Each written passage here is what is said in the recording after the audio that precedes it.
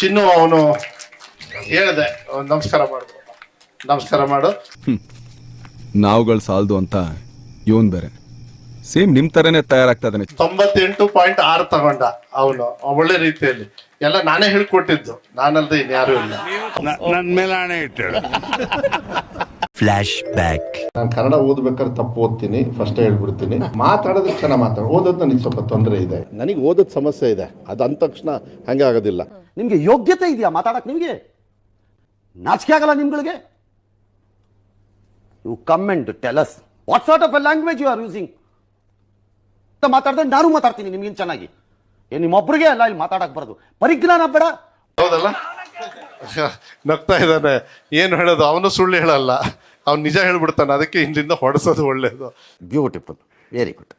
ತುಂಬಾ ನಿಮ್ಮೆಲ್ಲರ ಆಶೀರ್ವಾದ ಅವನ ಮೇಲೂ ಇರ್ಲಿ. ಇನ್ನೂ ಚೆನ್ನಾಗಿ ಓದ್ಲಿ, ನಿಮ್ಮನೆ ಮಕ್ಳು ತರ ಅವರು ಕೂಡ. ಮತ್ತೆ ಈಗ ಏನಾಗ್ಬೇಕಂಗಾರೆ? ನಮ್ಮ ತಂದೆ ತಾಯಿಯವರು ಆಶೀರ್ವಾದ ಮಾಡ್ದಂಗೆ ಅಂತ ಹೇಳಿ ಒಂದ್ಸತಿ ಹಿಂಗೆ ಅನ್ಬಿಡ್ರಿ ಅವನಿಗೆ ಆಶೀರ್ವಾದ. ಅಯ್ಯೋ, ರೇಖೆಗಳೆಲ್ಲ ಅಳಿಸಿ ಹೋಗಿವಲ್ಲಪ್ಪ. ಮೊದಲು ಕೈ ಕೆಲಸ ನಿಲ್ಸಿ ಯಾವ್ದಾದ್ರು ಈಡು ಜೋಡು ತಗ್ಲಾಕೋ, ಬ್ರೈನ್ ವರ್ಕ್ ಆಗುತ್ತೆ. ನೋಡು, ಎಲ್ಲರೂ ನಿಮಗೆ ಆಶೀರ್ವಾದ ಅಂದ್ರೆ ತಾತಾಜಿ ಮಾಡ್ದಂಗೆ. ಓಕೆ, ನಾನ್ ಮಾಡಕ್ಕೆ ಬಿಡಲ್ಲ ಅವನು. ಓಕೆ, ನಾನ್ ಮಾಡಕ್ಕೆ ಬಿಡಲ್ಲ ಅವನು.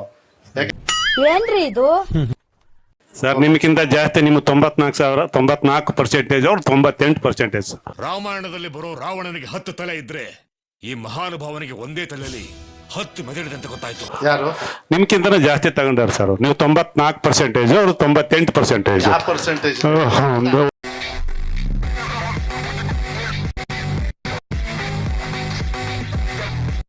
ಟೋಟಲ್ ಪರ್ಸೆಂಟೇಜ್ ಎಷ್ಟು ಸುಳ್ಳು ಹೇಳ್ತಿರ್ರಿ? 94 ಅಲ್ಲ, ನಂದು 95%. ಓದದ್ ಕಲರಿ ಅನ್ಎಜುಕೇಟೆಡ್ ಬಾಡೈತವ.